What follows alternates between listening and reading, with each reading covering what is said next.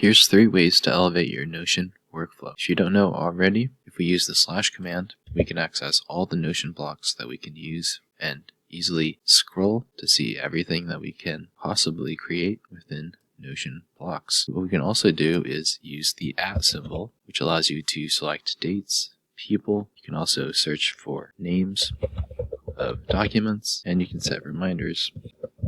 The last shortcut is using Command P to search within your Notion workspace. You can also use the Q&A feature if you'd like, but regardless, you can find a really great way to search for all of your Notion pages, allow you to quickly filter out anything you need to find. These are 3 very basic shortcuts that you might already be using, but for those who might have not known these features, these keyboard shortcuts can be a game changer when it comes to elevating your Notion workflow. Check out my other playlists around Notion formulas, Notion automations, and Notion basics.